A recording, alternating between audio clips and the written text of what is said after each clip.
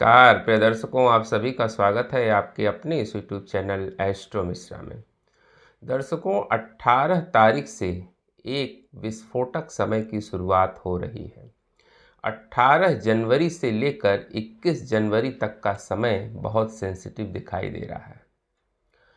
कारण कि मकर राशि में 5-5 ग्रहों की युति बनना।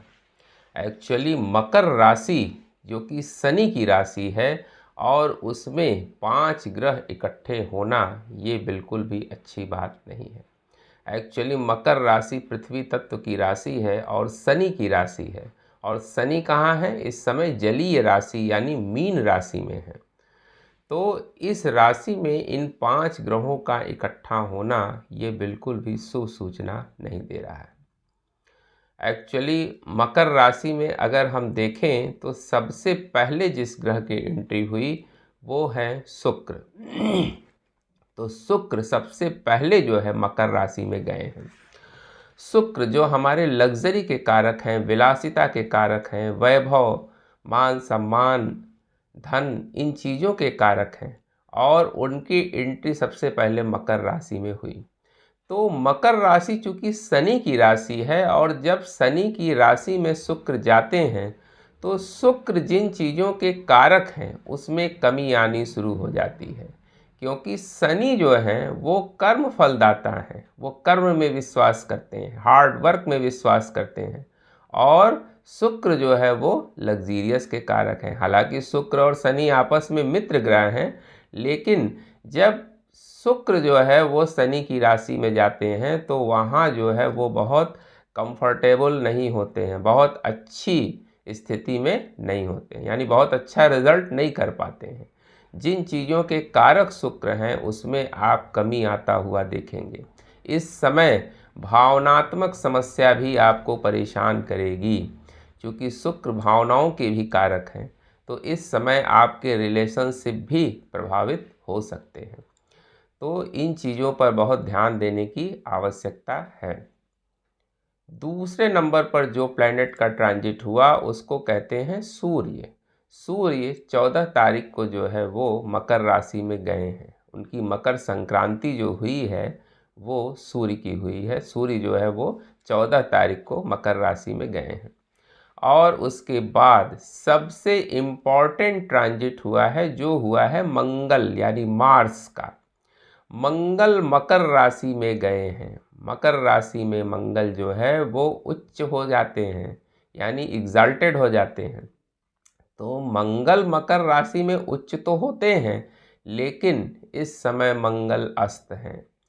तो उच्च के मंगल इस समय अस्त हैं, तो मंगल जितना रिजल्ट देना चाहिए, देना तो चाहेंगे, जितना मंगल काम करना चाहेंगे वो नहीं कर पाएंगे, क्योंकि मंगल यहाँ बहुत पावरफुल कंडीशन में होते हैं।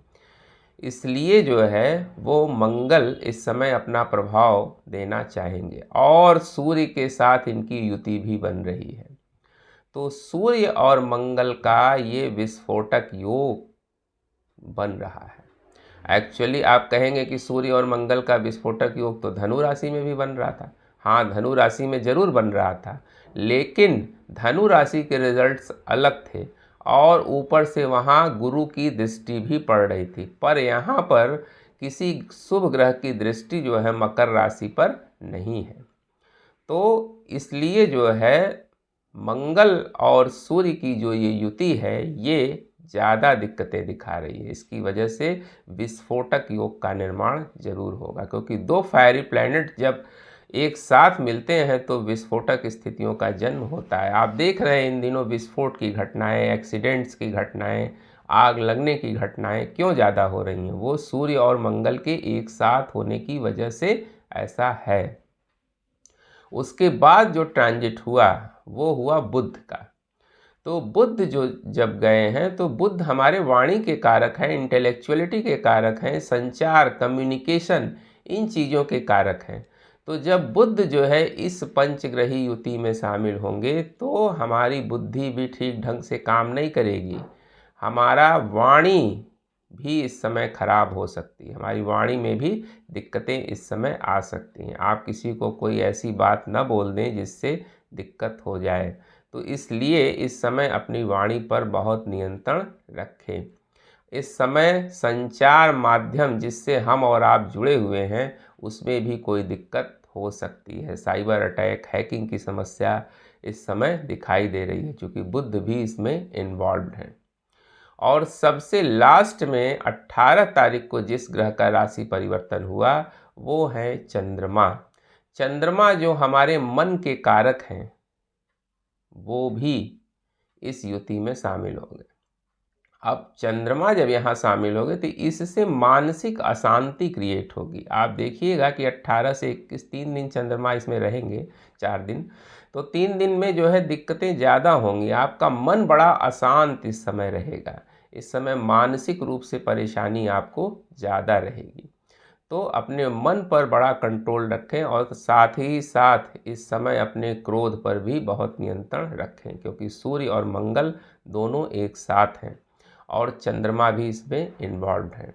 तो अपने मन पर बहुत नियंत्रण रखें, अपने क्रोध पर बहुत नियंत्रण रखें और भावनाओं में आकर कोई गलत डिसीजन न हो जाए, इसका विशेष ध्यान आप रखें, क्योंकि ये 3 दिन 4 दिन बहुत सेंसिटिव दिखाई दे रहे हैं, जिसमें 18 तो बीत चुका है, 19, 20, 21। अगर हम बात करें तो आपने देखा अभी 17 तारीख को इंडोनेशिया में एक प्लेन क्रैश की घटना हुई जिसमें 11 लोग लापता हैं। तो ऐसा नहीं है, ग्रह अपना काम करते हैं, कोई ज़रूरी नहीं कि हमारे देश में, किसी भी देश में जो है इस तरह की कंडीशन बन रही है। उसके बाद आपने देखा प्रयागराज में मौनी अमावस्या के दिन जो है संत अभिमुक्तेश्वरानंद जी जो है जा रहे थे स्नान करने के लिए अपने दल के साथ, उनको रोक दिया गया और उन्होंने भी स्नान करने से मना कर दिया। तो वहाँ भी नोक झोंक की स्थितियाँ पैदा हो गई।